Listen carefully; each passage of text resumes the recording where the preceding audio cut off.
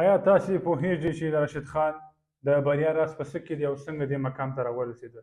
راشد خان وایي چې د هغه ماشومتوب ډېر سخت او له ستونزو ډک دی، ځکه چې په افغانستان کې په هغه وخت کې جګړې ډېرې وې او امنیتي وضعیت ښه نه و. د دې له امله کورنۍ د مجبوریته د لنډ وخت لپاره پاکستان ته کډواله شوه چې هلته یې ستونزې هم حل نه شوې.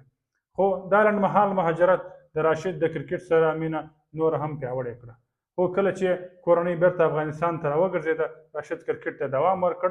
هغه د خپلې کورنۍ او ټولنې د ملاتړ سره خپلو ارمانونو د تعقیبولو په لور هڅې پیل کړې.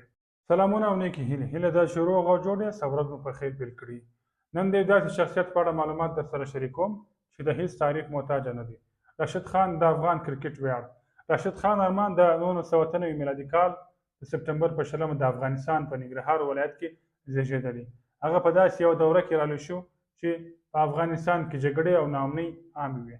د دې ناسم وضعیت باوجود راشد له ماشومتوبه د کرکټ سره بېسارې علاقه پیدا کړه او اکثره به له خپلو ورونو او ملګرو سره. راشد خان په نړیواله کچه د کرکټ په ډګر کې ډېر ژر مشهور شو. په 2015 میلادي کال کې چې یوازې 18 کلن و، هغه د افغانستان لپاره په نړیوال کرکټ کې خپل لومړی ګام پورته کړ. هغه د اکتوبر په 18 چې د 2015 میلادي کال د زیمبابوې پر وړاندې خپله لومړنۍ نړیواله یو ورځنۍ سیالۍ وکړه.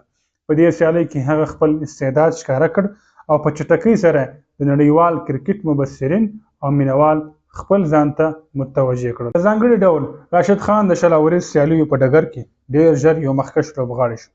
د هغه توپ اچونه په داسې مهارتونو ولاړه وه چې ډېری نامتو نړیوال لوبغاړي په خپلو توپونو کې حیران کړل. د 2014 میلادي کال ICC شل اوريز نړیوال جام د راشد خان لپاره یوه لویه لاسته راوړنه وه، ځکه چې په دې ټورنمنټ کې هغه خپل ټیم ته ډېرې ارزښتناکې وکټې ترلاسه کړې.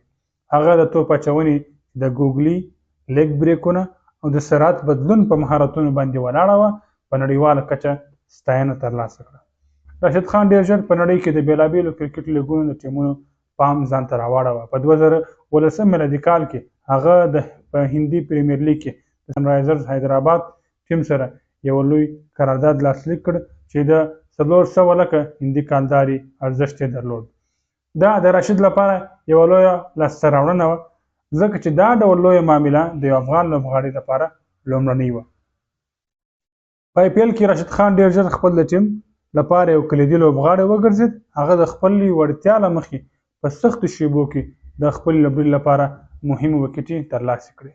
راشد خان د IPL ترڅنګ په نورو نړیوالو لیګونو کې هم لوبېدلی، لکه د استرالیا بیګ بیش لیګ، د پاکستان سوپر لیګ، د ویسټ انډیز کیریبین پریمیر لیګ او د انګلستان ویټالیټي بلاس، دغسې د 100، دغسې د ساوث افریقا په SA T20 لیګ او دغسې په T10 لیګ چې په امارات کې کېږي، هر کال متحده عرب امارات کې لوبېدلی دی. په هر یو لیګ کې هغه د خپلې غوره توپ اچونې له امله ستایل شوی او د کرکټ مینوالو او مبصرینو په نظر کې یو له غوره نړیوالو لوبغاړو. راشد خان نه یوازې یو غوره لوبغاړی دی، بلکې یو زړور رهبر هم دی. هغه د افغانستان د کرکټ ټیم مشري کړې ده او د خپلو لوبغاړو ته د هڅونې پیغامونه ورکړي دي. د هغه مشرتابه په نړیواله کچه د کرکټ مبصرینو لخوا ستایل شوې ده. راشد خان د افغانستان د کرکټ راتلونکي لپاره یوه ستره هیله ګڼل کېږي. هغه تل غواړي چې د افغان ځوانانو لپاره په نړیوال کرکټ کې موقع برابرې کړي او هغوی ته د خپلو استعدادونو د ښودلو لپاره فرصتونه برابر کړي. راشد خان نه یوازې په کرکټ کې یو اتل دی، بلکې په بشري چارو کې هم ډېر فعال دی. هغه د راشد خان بنسټ په نوم یو خیریه بنسټ جوړ کړی دی چې په افغانستان کې د بېوزلو ماشومانو سره مرسته کوي. راشد خان د اکتوبر په 3 2024 میلادي کال کې په کابل کې واده وکړی. د دې خبر سره هغه نه یوازې د کرکټ نړۍ بلکې د خپلو مینوالو په زړونو کې هم خوشحالي راوسته. راشد خان په نړیواله کچه د افغانستان د ملي ویاړ یوه روښانه څېره ده. هغه د افغانستان نوم په نړیواله کچه لوړ کړی دی او د افغانانو لپاره یو مثبت بدلون او الهام بښونکی سمبول ګڼل کېږي. هر کله چې راشد خان په نړیوالو سیالیو کې لوبه کوي، افغانان په خپلو زړونو کې د ویاړ او خوشحالۍ احساس کوي.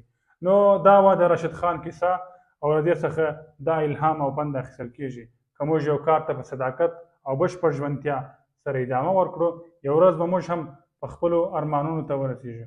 د راشد خان ژوند موږ ته ښیي چې د ستونزو او چیلنجونو سره سره په صبر، هڅې او صداقت سره هر څوک کولی شي خپل هدفونه ترلاسه کړي. هیله لرم چې زما ویډیو دا معلومات مو خوښ شوي وي. که تاسو د نورو داسې معلوماتو غوښتونکي یاست نو زما یوټیوب چینل سره سبسکرایب کړئ.